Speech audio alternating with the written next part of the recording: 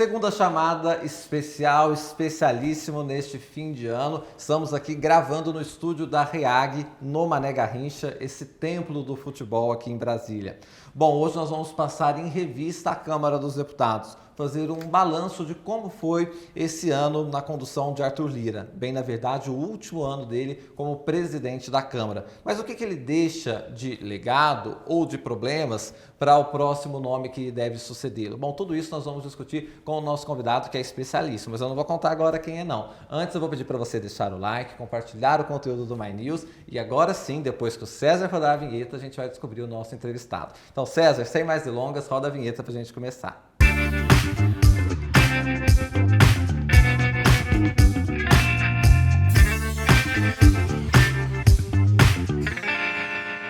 Bom, vamos apresentar a nossa bancada neste dia especial, que vamos fazer um balanço da Câmara dos Deputados. Está com a gente o Guilherme Mazieiro, ele é colunista do Terra, e também o deputado Chico Alencar, do PSOL do Rio de Janeiro, e a nossa diretora de jornalismo, Mara Luque, que está comigo nessa maratona de fim de ano aqui no My News. Deputado Chico Alencar, começar pelo senhor, já agradecendo muito... Mas você não se apresenta. Aí eu me apresentando, Afonso Marangoni, que sou jornalista aqui do canal My News e estou no Segunda Chamada há um ano, Mara, há um ano, passa rápido, né? Inclusive, o senhor falava de uma coisa, eu vou fazer um balanço aqui em público. A gente fez uma lista, passaram no nosso Segunda Chamada, deputado, mais de 160 convidados em um ano. Então é para mostrar como o My News tem esse compromisso com a diversidade. E você teve com a gente e o senhor muitas vezes. O deputado Chico Alencar é parceiro nosso aqui, sempre quando o assunto aperta no Congresso, a gente fala, deputado, vem cá trazer um pouco de luz, né, nessas trevas, nessa nebulosidade e também um pouco de história. Aliás, o deputado é historiador e isso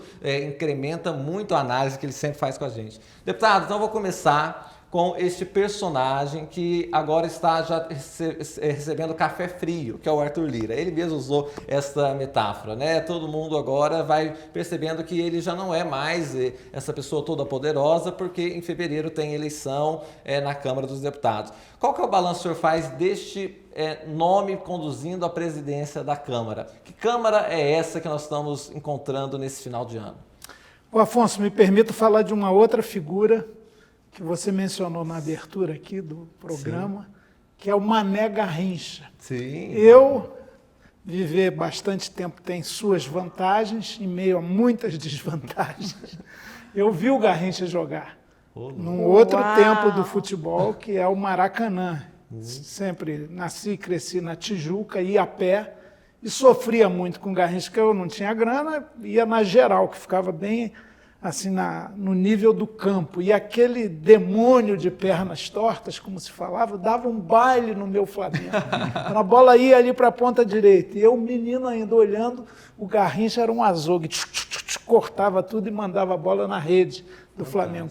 Ainda assim, eu continuei Flamengo, mas estou feliz com o Botafogo, afinal. É isso mesmo. O Garrincha estaria muito feliz também, né? Agora, você falou aqui o Mané Garrincha. Eu nunca vi um jogo aqui. Já vi show do Paul McCartney, do Roger Waters, mas futebol nunca vi. E é um templo do futebol que está um pouco ocioso, enquanto é verdade. Estádio de futebol. É preciso pensar. Até fazendo uma parte, Brasília não tem time com torcida volumosa para encher o estádio. Até por isso ele foi repensado para ter esses lugares aqui, que são salas comerciais, e tem trazido jogos.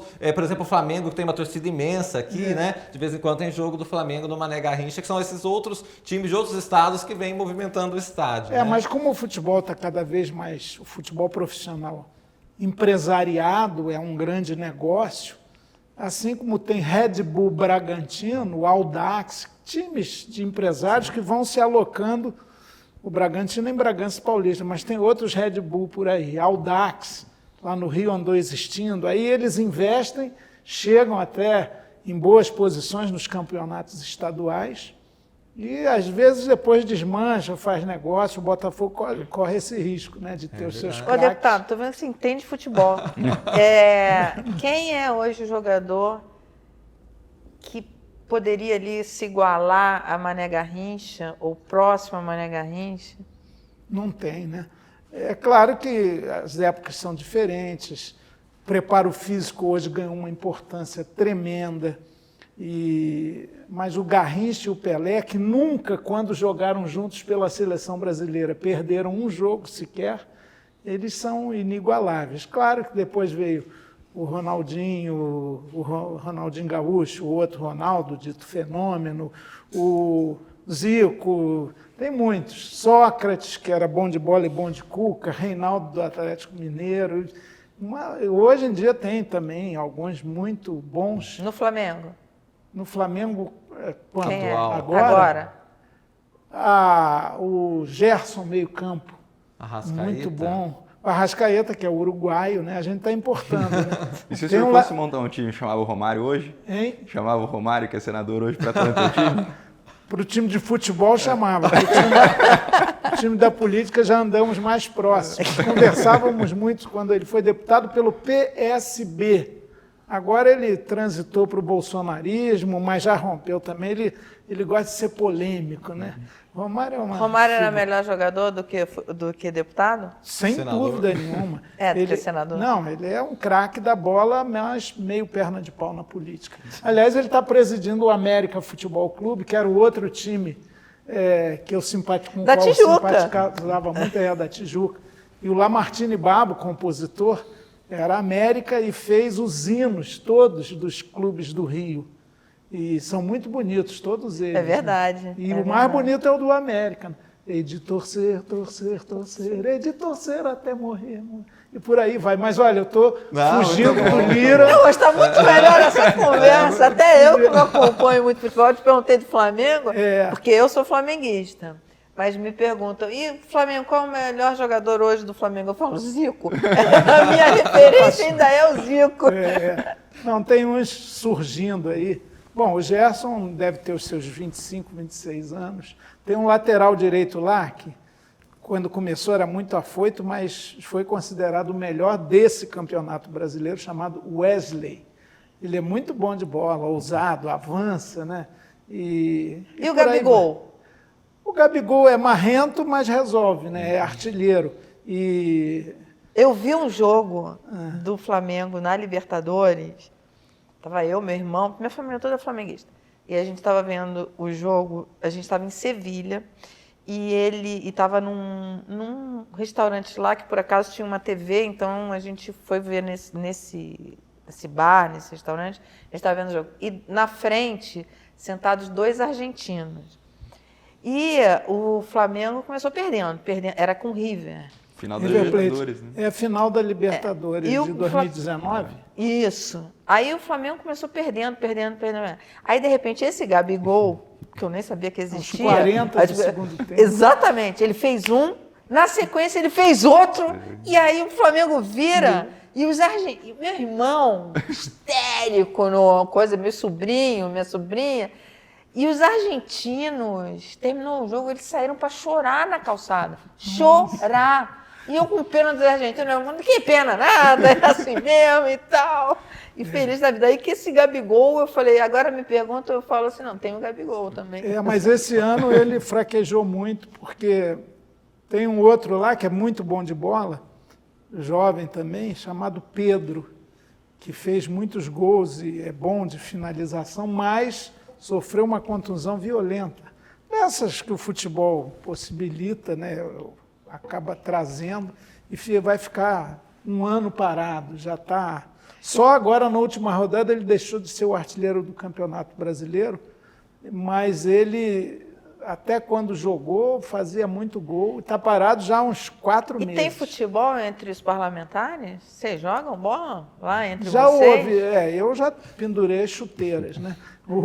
Mas eu me lembro de outros mandatos, a gente tinha um futebolzinho às terças à noite, por aí, num campo, um futebol society. Deputado, eu jogava e corria. Achei um ponto seu em comum com o Arthur Lira. Não sei se tem outros, mas ele é flamenguista. Ele eu sei disso. Eu estava procurando aqui, falei, deixa eu aproveitar para fazer o gancho com o futebol. Flamenguista também, né? É verdade, é verdade. E vamos falar um pouco sobre isso. Mas vocês não torcem pelo mesmo time na política, né? Não, de jeito nenhum. Estamos em lados opostos das arquibancadas. Mas ainda a última menção sobre futebol. Quando eu fui vereadora, eu era bem jovem, eu tinha um futebolzinho dos vereadores lá do Rio.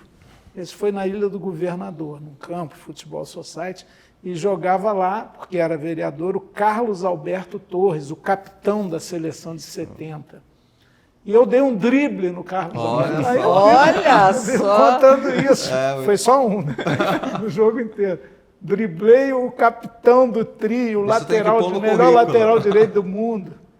Depois eu agradeci a ele, ele falou, Chico, você sabe que eu não me esforcei muito, você é gente boa e tal. Eu falei, sim, mas não espalha, só diz que isso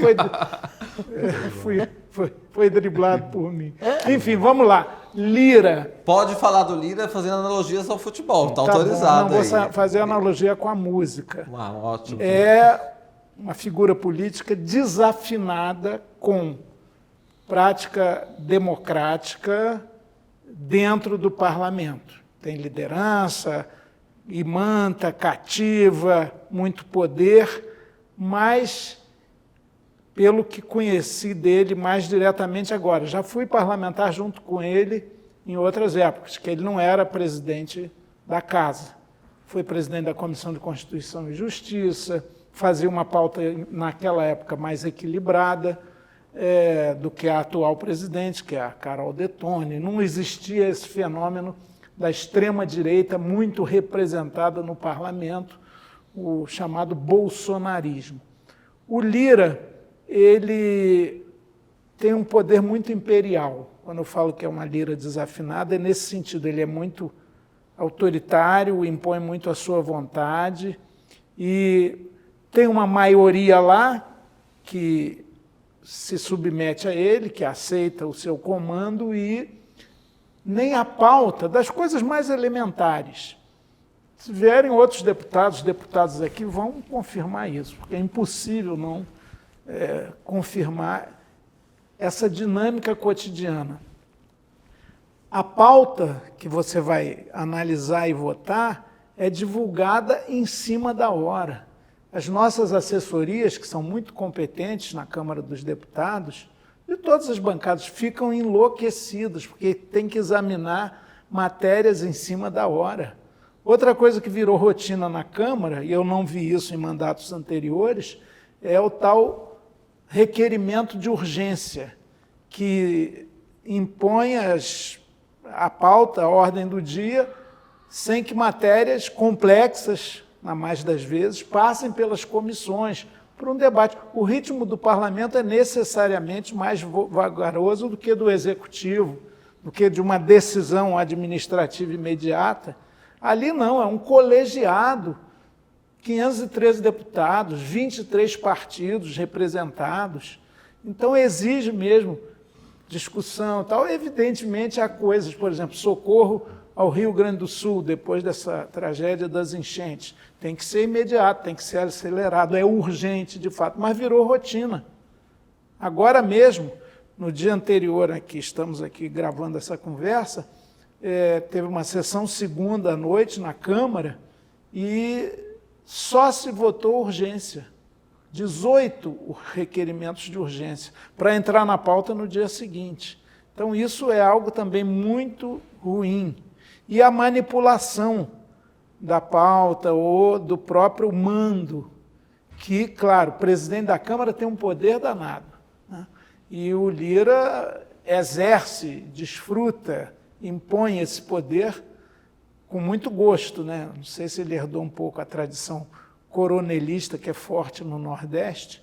Então, eu acho que faltou muito diálogo, abertura, sensibilidade, diversidade, debate profundo. Um caso também tenebroso, o deputado Glauber Braga, que muitas vezes tem confronto direto mesmo com o Lira, cada um tem seu temperamento, né?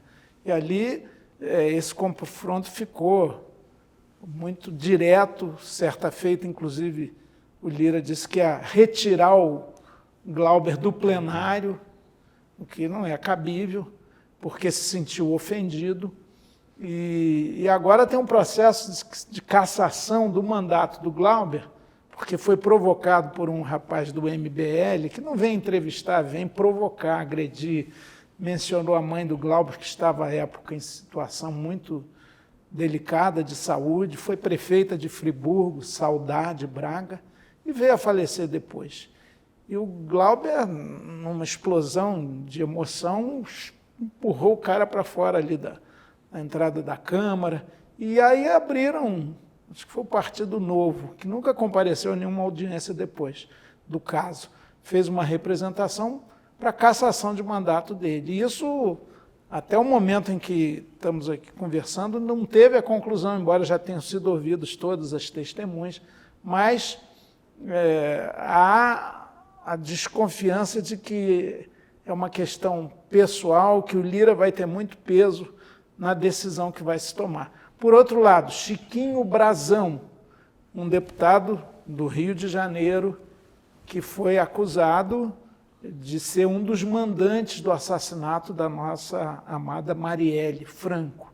O caso dele já foi julgado, o Conselho de Ética definiu pela cassação de mandato, porque aí é um crime violento mesmo, né? E só a suspeita e a denúncia judicial, ele é réu, está preso, aliás, preventivamente, já tira as condições de exercer mandato de deputado. Recorreu à Comissão de Constituição e Justiça, perdeu também, tendo apenas um voto favorável. Mas não foi ao plenário até agora, né? Exatamente. Continua deputado. Isso é atribuição do presidente da Câmara. Há quem diga, espero que isso não se confirme, que ele está esperando a conclusão do caso Glauber para colocar na pauta, na ordem do dia da Câmara, os dois casos juntos, como se eles tivessem alguma similaridade, alguma equivalência. A votação da prisão do Chiquinho Brazão em plenário foi muito tensa, inclusive, né? O Lira depois veio a público dizer que não estava articulando pela soltura dele, porque tinha um movimento de partidos de centro, da extrema-direita, que, independentemente do caso, queriam usar isso como uma resposta ao Supremo. Né? Não teve muita margem favorável de voto, não. Deu para manter a prisão, mas teve muito voto. Agora não, com o tempo, ele, pelo menos no Conselho de Ética, perdeu, só teve também um voto, na CCJ a mesma coisa. Mas por que essa demora? Agora vai ficar para a nova gestão, né?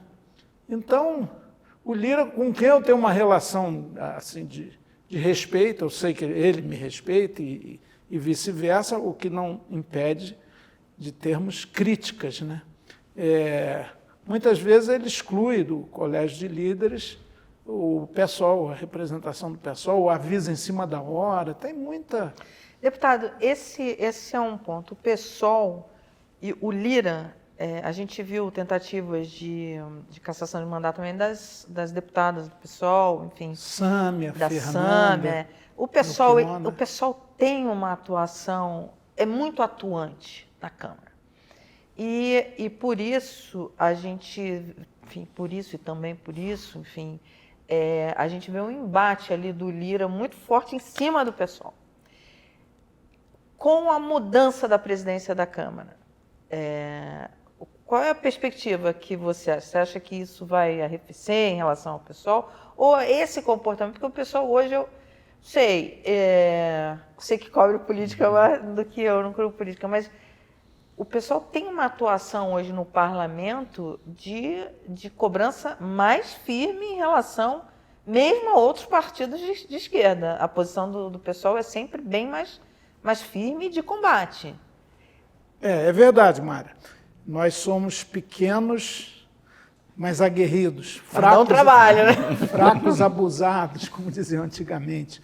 Nós somos 14 na Federação PSOL Rede, mas outro dia um deputado estava falando, quantos vocês estão? Uns 30, 40? Eu falei, não, 14. Caramba, vocês são chatos a beça. Porque a gente discute as matérias, leva muito a sério e se posiciona.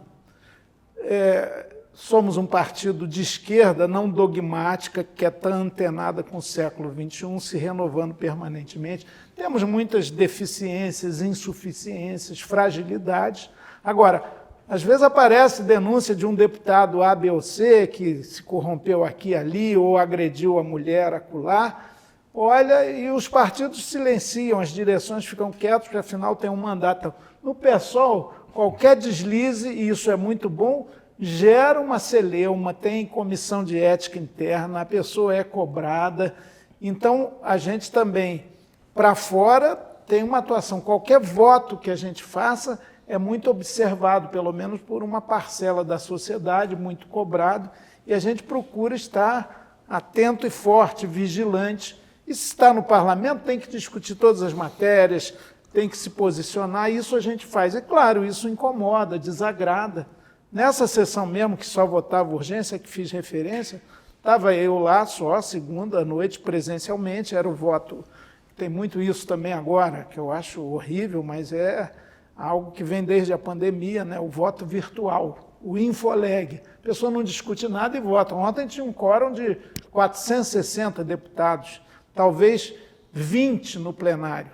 Mas eu era o chato do pedaço, porque tinha o nosso parecer e, pelo menos desses 18, uns 6 ou 7, a gente era contra a urgência. Aí eu ia lá pelas tantas, o que presidia a sessão, o deputado Gilberto Nascimento, de São Paulo, muito cordato, ele sempre falava, ele apresentava, vem cá, o Chico vai discordar aí. Então, eu acho que a gente tem essa característica. Temos, por exemplo, a nossa líder, Érica Hilton, é uma deputada trans. Isso incomoda, os preconceituosos ficam assim, nervosos, mas depois daquela pataquada, aliás, horrível, né? E desqualificada do Nicolas Ferreira, Nossa, que botou peruca, e aquilo dava cassação. E aí o Lira até falou, olha, isso aqui não é um palco para se fazer esse tipo de encenação, muito ruim. A gente fez uma representação contra ele, foi resolvida para o arquivo rapidinho. Mas, a partir dali, todo mundo ficou mais cauteloso. Então, o pessoal tem a figura icônica da Luísa Erundina, tem o Guilherme Boulos, que vem de um movimento social pujante, que é dos sem-teto. Tem um pastor que é um pastor da teologia da libertação. Outros lá são da teologia do domínio ou da prosperidade individualista. Ele, pastor Henrique Vieira, nosso candidato à presidência da Câmara, ele também é diferenciado. E assim vamos, eu tenho muito orgulho da nossa bancada, tem a sua singularidade. As meninas que você falou, Sâmia Bonfim, Fernanda Melchiona, são aguerridas. Também a Luciene Cavalcante, professora de luta incrível. a atuação delas é realmente espetacular. Professor Tarcísio Mota, muito aguerrido, muito qualificado, muito competente. Ivan Valente está lá. A indígena Célia Chacriabá. E agora começou, não pode esquecer mais nenhum. Falou todos, não, alguém vai ficar com ciúme do senhor. Não sei. Ajuda aí, Tiaguinho. Eu acho que eu esqueci alguém. Talíria. Talíria, é verdade. Talíria Petroni. Inclusive, Talíria, uma lutadora aguerrida. Está equilibrado a nossa composição lá, metade mulher, metade homem. Tem também, eu estava me lembrando, agora esqueci. Eu ia falar, eu esqueci. Fernanda. A Fernanda Melchiona já foi lembrada. Eu vou lembrar mais algum que eu acho que o senhor esqueceu e trago aqui. Mas, enfim, é uma bancada importante no sentido de qualificar o debate. A gente sempre lembra isso nos nossos programas. Ele está me passando uma colinha. Está faltando alguém? A Luciene Cavalcante, o deputado Chico lembrou também, né? Enfim, a bancada do PSOL, que inclusive sempre, quando é chamada, vem com... E para não ficar sectário, nós compomos uma isso federação que eu ia com falar, a rede. Do Túlio Gadelha. É o Túlio né? Gadelha Isso, o Túlio também. Gadelha da federação. Enfim, é uma bancada que faz política no melhor sentido. Isso. E tem, dentro dessa atuação coletiva, o voto é sempre de partido, mesmo que haja divergência interna antes, a gente afirma posição. Glauber Braga, eu já falei também. A gente tem a nossa individualidade respeitada e muito singular. Se o parlamento fosse desses aí, todos do mesmo nível, do mesmo compromisso, que maravilha viver. Não precisava nem ser da mesma ideologia, mas que tivesse a mesma seriedade com o cargo, né?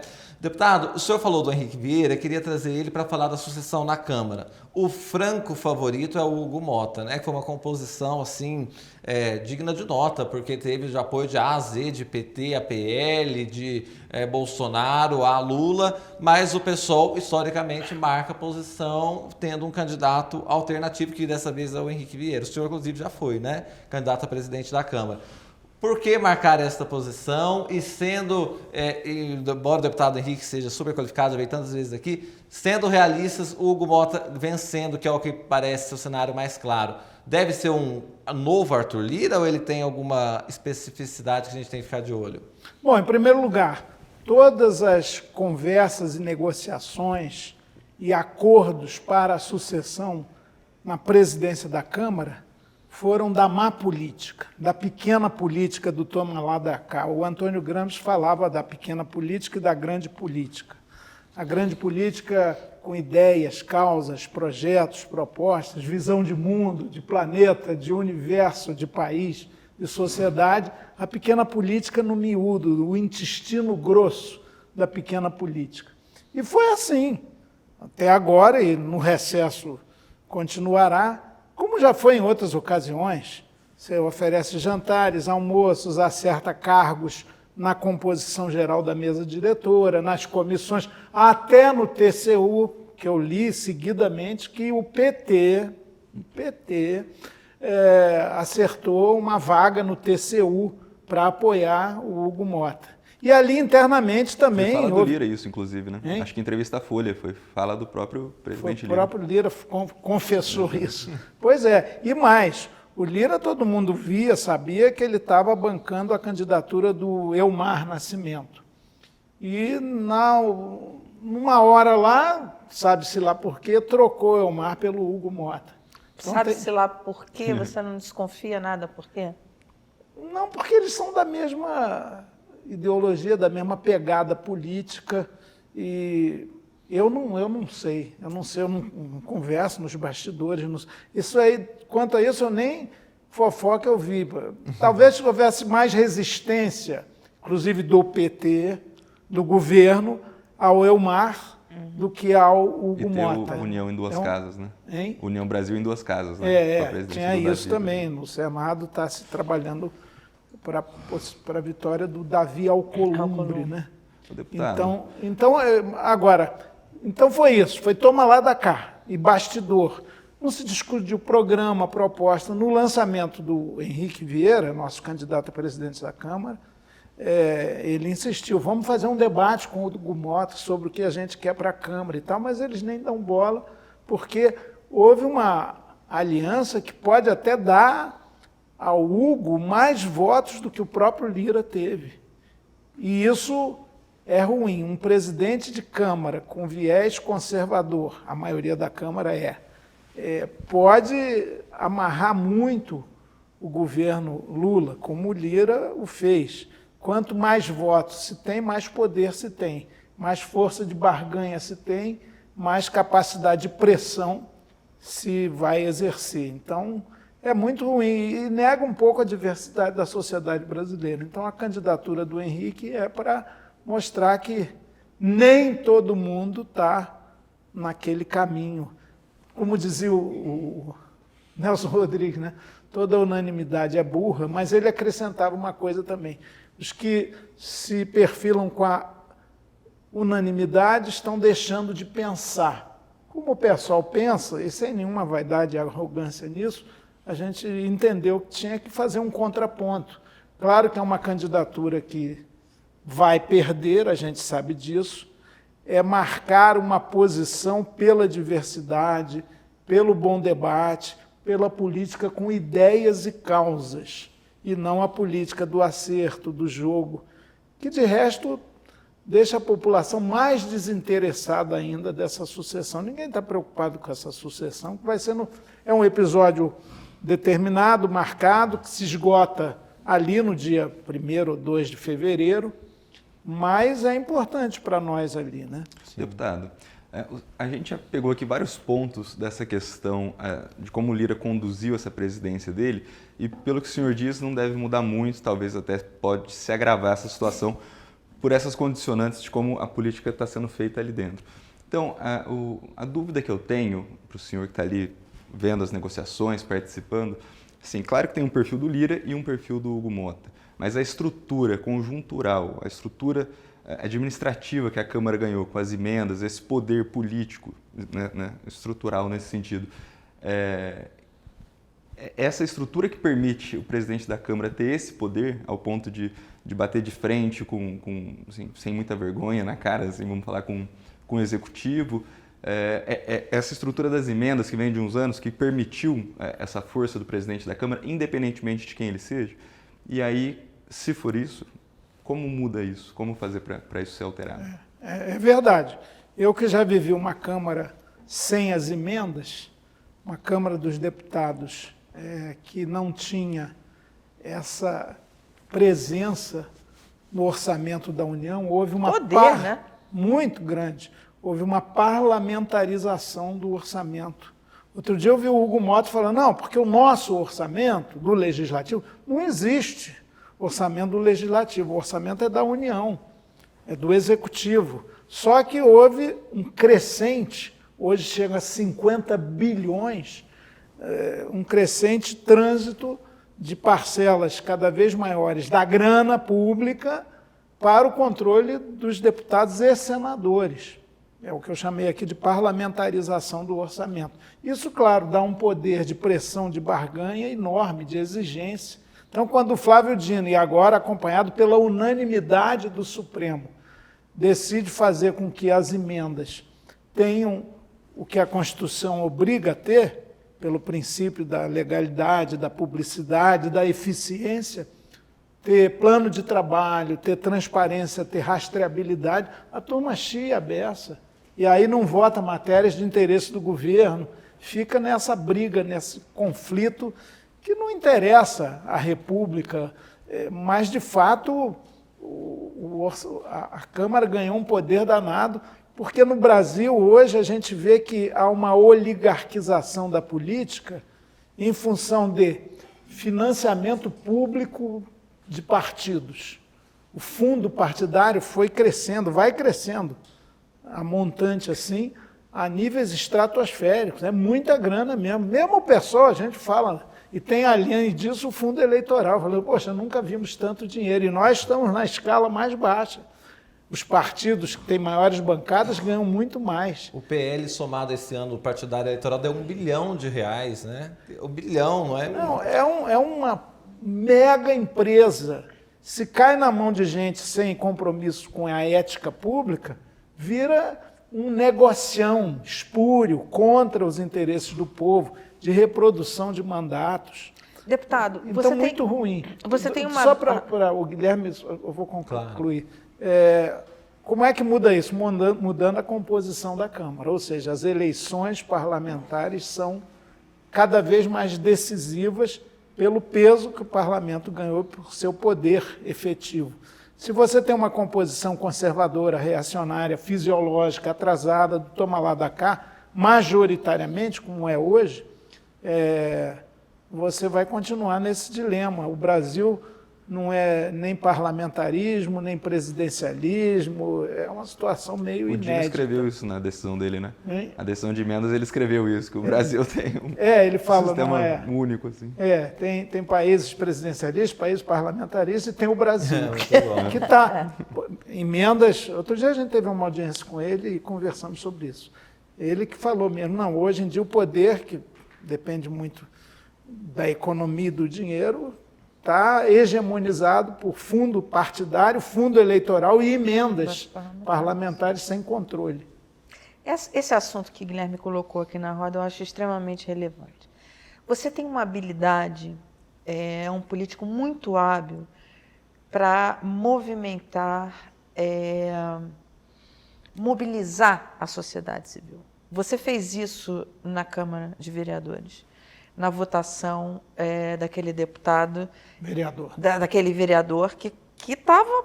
A Câmara ia sancionar, eu não lembro do nome dele. Gabriel Monteiro. Exatamente. E ele ia se safar, ele ia sair com todo o problema que ele tem na justiça, que não é pequeno, ele ia se safar, ia conseguir manter o mandato, porque tem trocentos mil seguidores, alguma coisa assim. E você fez uma mobilização espetacular, que conseguiu, na unha, você fez aquilo ali. Eu tenho visto, eu tenho falado cada vez mais sobre essa questão do orçamento, o quanto ela é relevante para o país.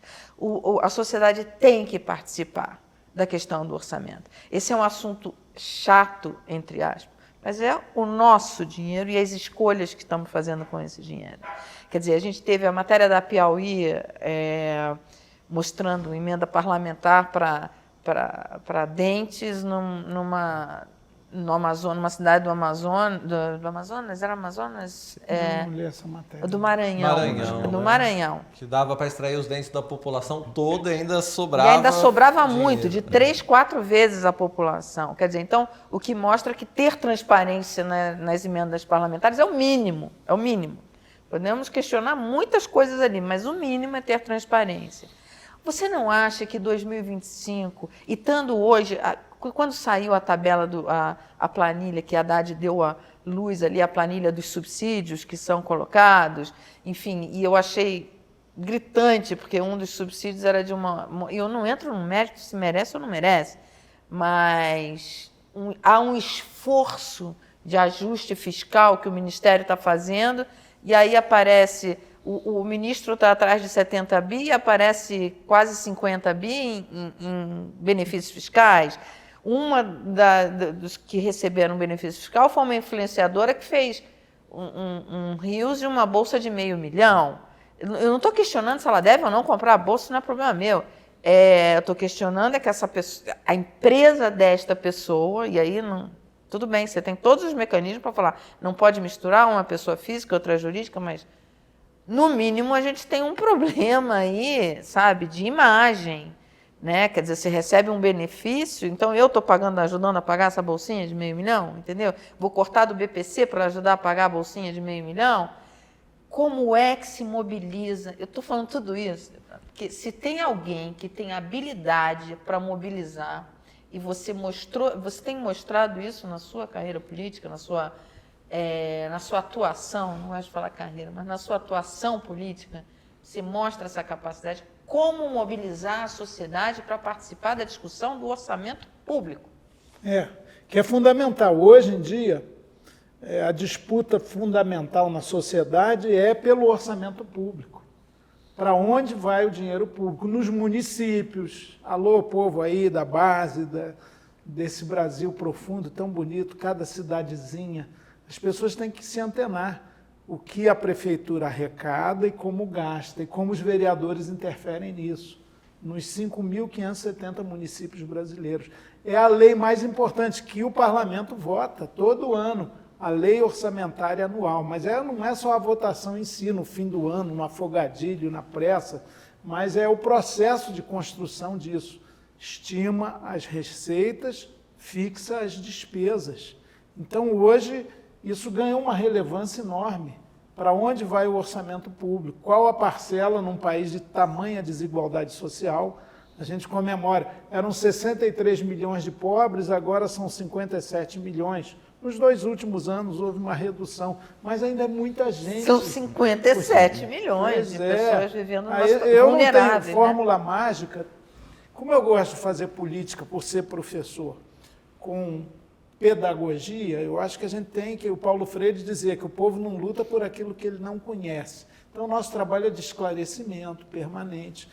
Eu sou um deputado bem autoral, tenho uma equipe fundamental, sem a qual eu não andaria, não exerceria o mandato, mas eu gosto muito de formular, de escrever meus textos todo santo dia, enquanto Deus me der saúde, eu vou fazer isso, enquanto tiver mandato, mesmo depois, eu faço um editorialzinho sobre algum assunto. Hoje, claro, fui surpreendido lá pela emergência com o Lula, tive que falar sobre isso. Lembrando também, aí não fico só no fato em si, quase 60% dos atendimentos no SUS de emergência são para idosos e que sofreram alguma queda. Então, isso é um problema social no Brasil, que o presidente da República viveu lá com todo o seu conforto do Palácio de Alvorada, onde ele caiu, com o atendimento especial que teve, mas a gente tem que se preocupar com todo mundo que se acidenta. Esse é um ponto, envelhecimento da população brasileira. Exatamente. O envelhecimento da população, a população mais longeva vai precisar mais de cuidados paliativos, não tem políticas públicas para isso, e as seguradoras estão os 50 a mais estão ficando, não querem 50 a mais nos planos. É um lobby forte que tem no Congresso. Ou seja, o Estado vai ter que entrar para atender essa população. Claro, é outro dilema, é outro desafio. Se é para ser saudado o crescimento, a longevidade dos brasileiros, né, é também uma exigência maior para o Estado. E há aqueles que não querem Estado para nada. E a resistência, eu fiquei impressionado das medidas que o Haddad anunciou. Aí se discute, devia ser junto, não devia, mas é claro que é positivo a promessa de campanha do Lula de isentar do imposto de renda quem ganha até R$5.000 ser efetivada. Pois olha, tanto Lira quanto o próprio Rodrigo Pacheco já disseram, não, isso é outro assunto, deixa para depois. Eles não querem. O tal senhor Mercado Faria Lima, que é um ente poderoso aí, ele não quer nem a taxação dos super ricos, nem a isenção para os mais pobres ou para essa classe média que chega até a classe média. Mas desfruta de benefícios fiscais. Sim. Naquela lista aparecem grandes bancos, empresas digitais de grandes bancos, por exemplo, cujos economistas e estrategistas defendem... Parece que o problema não é o ajuste, é onde faz o ajuste. Não, a questão, eu acho que rigor fiscal tem que se ter, é o dinheiro público. O problema que eu falo é assim, é se discutir para onde vai, porque o mercado advoga, e não vou entrar aqui no se está certo ou está errado, advoga que tem que ter dinheiro para o pagamento dos juros, ok, mas e o restante? Como é que esse recurso é alocado? Eu prefiro, Mara, chamar de equilíbrio orçamentário. Tem que ter. E, claro, quem mais precisa do Estado, do poder público, tem que ser mais bem atendido. Então, é inadmissível essa resistência à taxação dos super ricos, à isenção para quem ganha até R$5.000 por mês. Há uma resistência clara no Congresso. Ninguém não vai estar nessa pauta de fim de ano, de afogadilho. Não querem isso. Então, isso é muito injusto. Reproduz. E essas desonerações são escandalosas. Eu juntaria um quarto elemento, então, da forma de dominação política do Brasil de hoje. O fundo partidário, milionário, bilionário, que cresce a cada orçamento, o que é errado, o fundo eleitoral que foi agregado ao fundo partidário. Os partidos têm muita grana, mas muita grana, e isso gera desvios, porque tem muito pilantra também nos partidos, vamos falar a verdade. As emendas orçamentárias, o céu é o limite, falei aqui, começou lá com 4, 5 bilhões, milhões, foi crescendo, hoje são 50 bi. E os parlamentares se acham donos desse dinheiro. Não, o nosso orçamento, o orçamento do legislativo. E não querem cumprir os preceitos constitucionais de transparência, rastreabilidade. E agora esse esquema de desonerações, que foi bom o governo ter revelado, mas precisa conter, né? Precisa mudar. Muita gente atribui essa frase ao Ulisses Guimarães, uns já me disseram que não é, então eu vou deixar o benefício da dúvida aqui, mas a frase é mais ou menos o seguinte: se você está achando esse congresso ruim, espere o próximo que vai ser pior, né? Aí eu queria te perguntar para o senhor como é o deputado Chico Alencar, que é um histórico deputado da Câmara dos Deputados, estar nesta legislatura conversando e dialogando na tribuna com Nicolas Ferreira, com essas figuras que...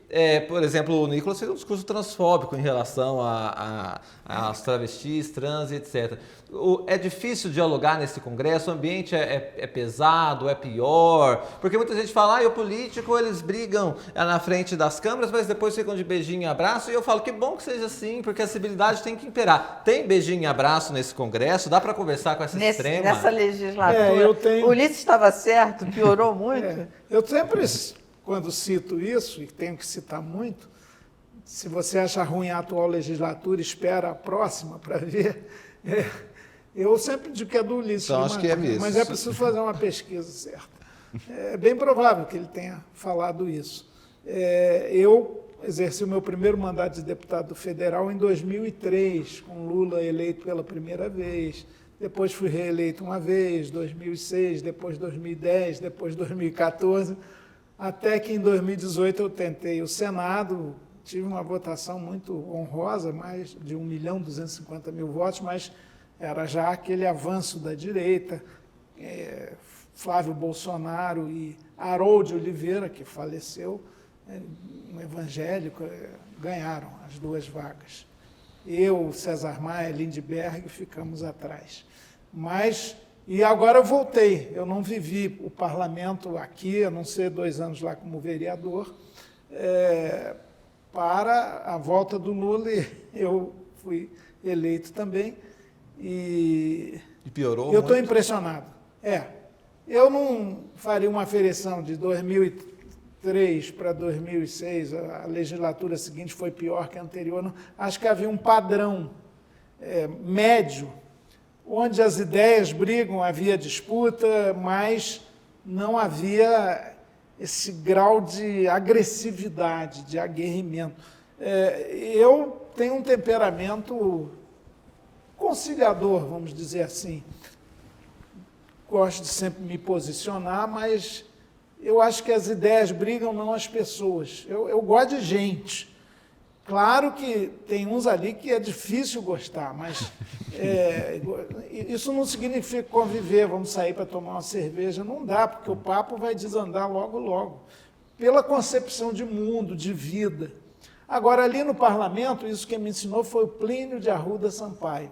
Você vai cruzar no corredor e dentro do plenário, nas comissões, com o seu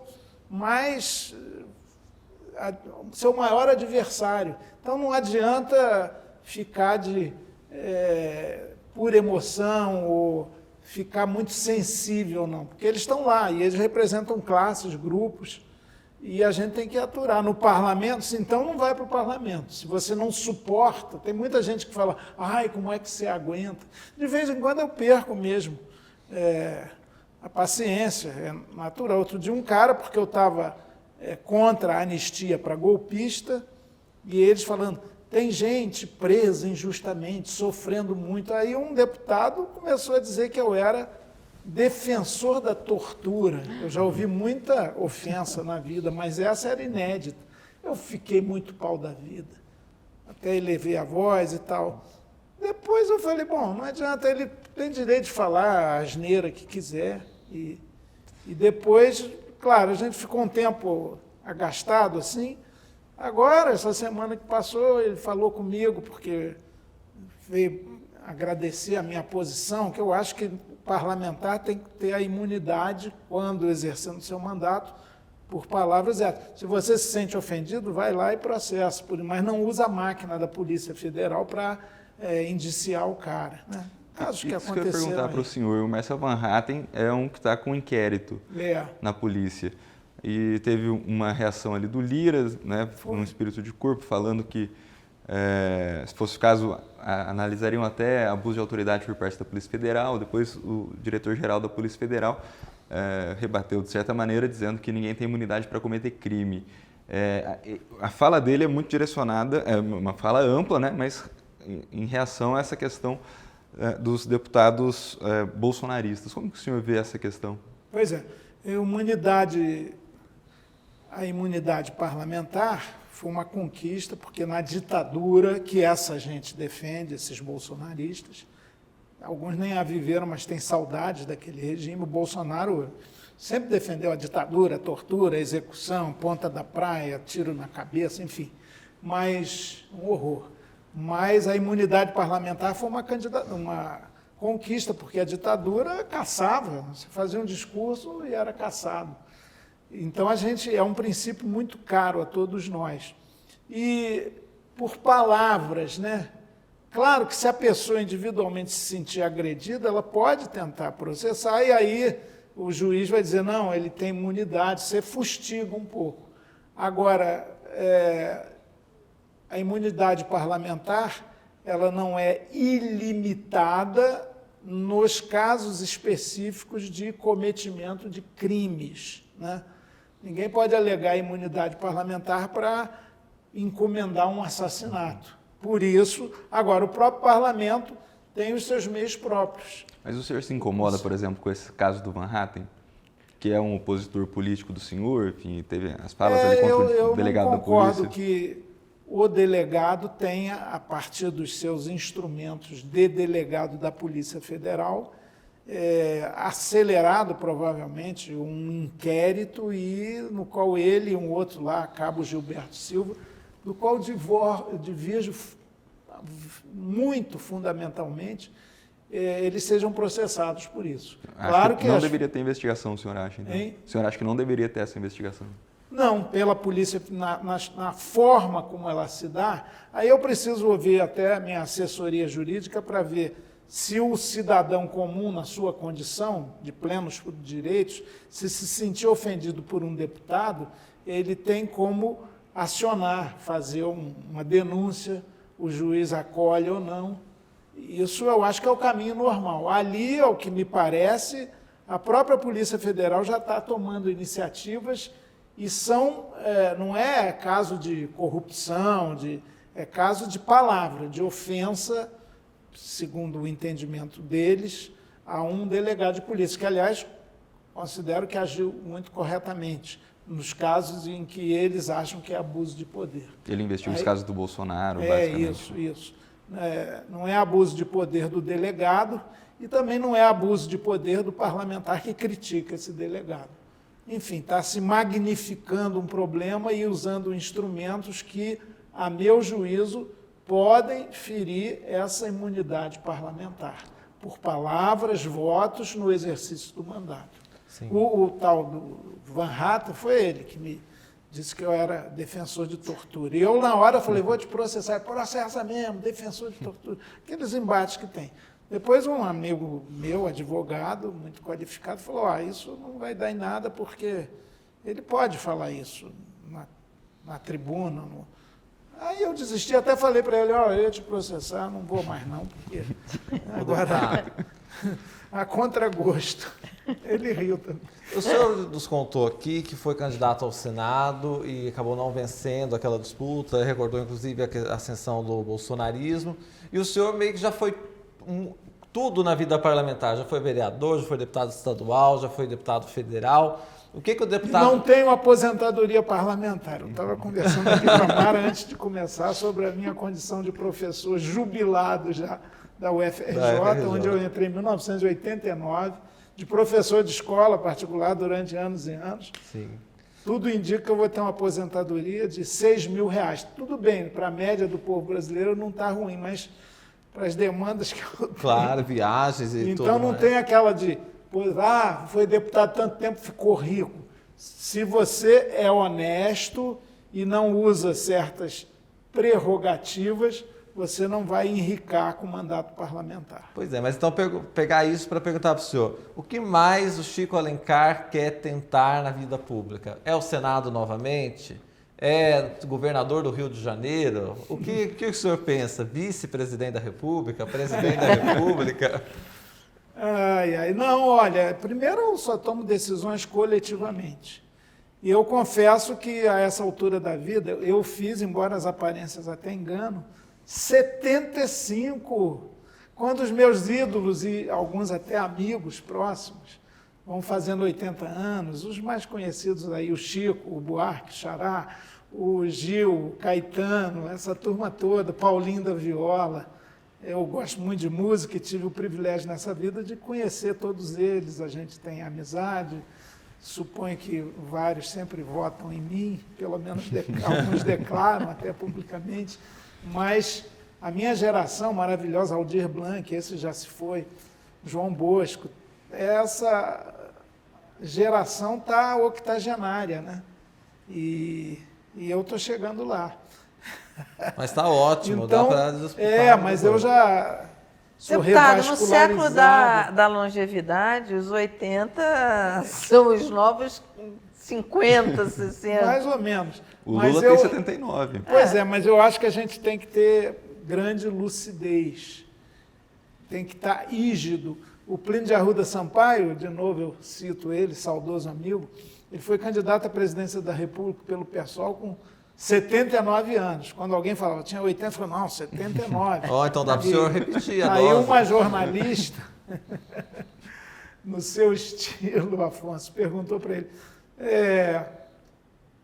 doutor Plínio, quais foram os melhores anos da sua vida? E ele respondeu, olha, minha jovem, os melhores anos da minha vida ainda estão por vir. Muito bom. Eu imagino os melhores anos da minha vida estando mais próximo dos meus netinhos. Já são 8. Eu tive 4 filhos, 3 meninas e um rapaz.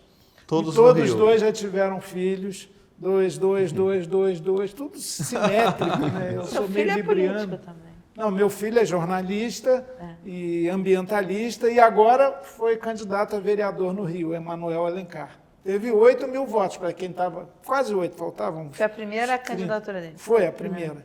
E ele nunca foi líder de movimento social, nunca foi uma figura pública, assim, e nunca teve militância partidária, estrito senso, mas estava lá na administração pública, no meio ambiente, e se empolgou. Ele falou, poxa, o poder público tem muita importância, e foi candidato. Tem o exemplo em E casa. eu não apoiei né? só ele, eu não apoiei só ele, não, eu apoio partidário. Esse negócio de botar o filho de braço do braço, não dá.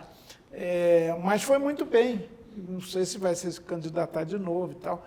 E agora, eu tenho Vou ter que essa insistir na perspectiva pergunta. de... Tem netinho meu, aliás, o Emanuel tem gêmeas. E já deu, 4 meninas, 4 meninos, netinho. E às vezes eles estranham um pouco esse vovô, sabe? Porque eu não tenho convívio. Então a vida pública, ela tem Muitas ônus privações, muito né? grande. Você fica... Você perde muito nesse aspecto, mas está precificado isso. Quem quer se dedicar à causa pública, profissionalmente até, politicamente, é full time, é tempo integral.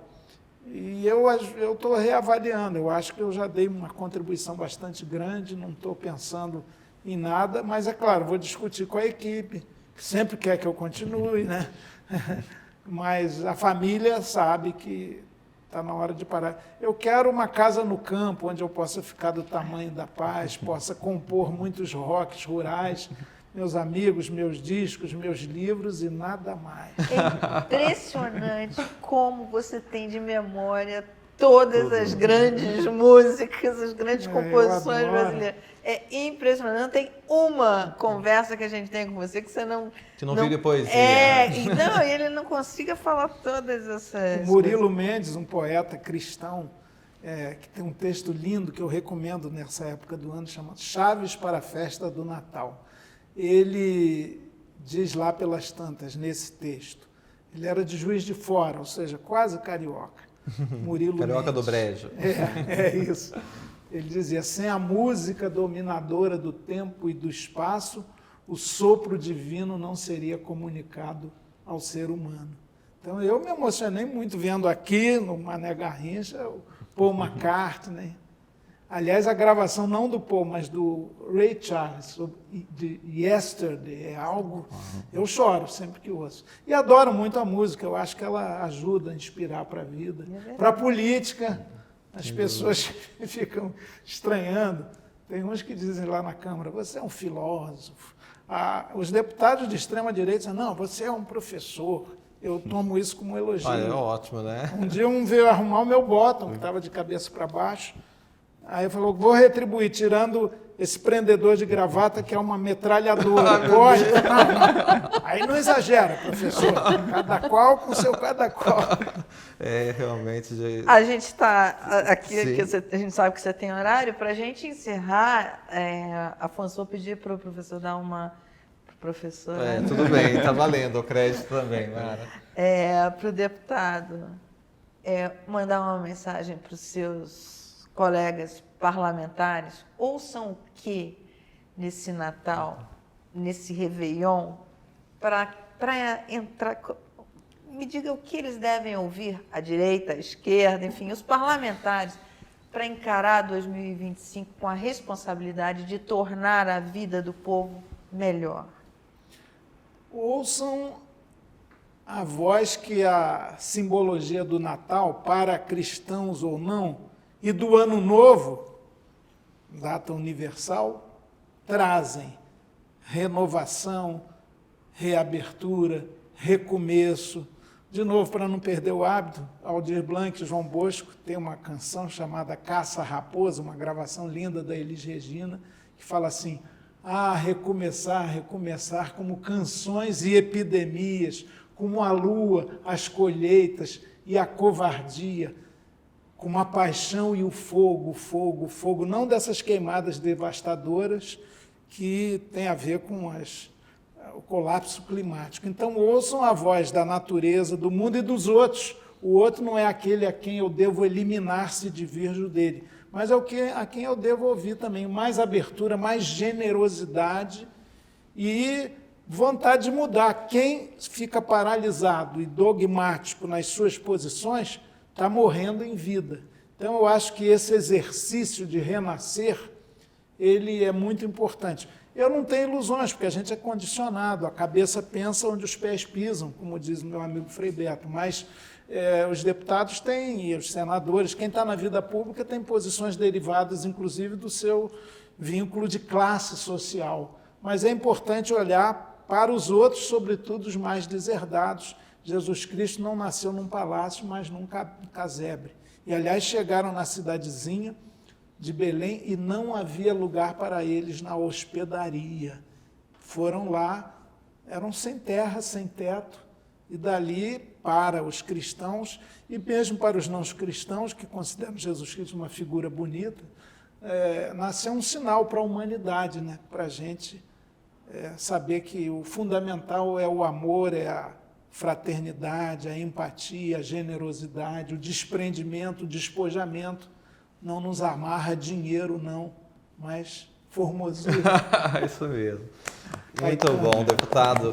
Deputado Chico Alencar, muito obrigado por esse ano que o senhor tão gentilmente atendeu os nossos convites, falou com a gente do Rio de Janeiro, um dia depois a casa do senhor ter sido assaltada, falou com a gente tantas vezes do gabinete e hoje está aqui na REAG para a gente fechar esse ano em alto estilo. Muito obrigado, parabéns pelo senhor combativo no mandato. A gente precisa de parlamentares qualificados à esquerda e à direita, mas precisa sempre desses parlamentares sérios. Muito obrigado. Quero começar o agradecimento pela Mara, diretora de jornalismo do My News, o Guilherme Mazieiro, do Portal Terra, que esteve aqui com a gente também nesse dia tão especial, e especialmente ao senhor, brigadão. Não, é função pública, não fiz nenhum favor, e é um prazer também estar com vocês aqui, foi muito bacana. Desejo a todo mundo um 2005 de 25, e mais conquistas do que derrotas, e esperança sempre, né? Sem ela também a gente não caminha. É isso aí. Muito e se obrigado. Tiver derrotas, levanta a cabeça e dá a volta por cima. Eu também tô reconhece a queda e não desanima. É isso aí. O Paulo Vandolino falava, essa minha música é a mais famosa, todo mundo fala, levanta, sacode a poeira e dá a volta por cima, mas o verso anterior é mais importante, reconhece a queda e não desanima, Perfeito. Porque a gente cair é inevitável. Tem que levantar. Gente, nos encontramos na programação do My News. Agora você deixa o like, compartilha essa entrevista, esse bate-papo maravilhoso. Até mais. Tchau, tchau.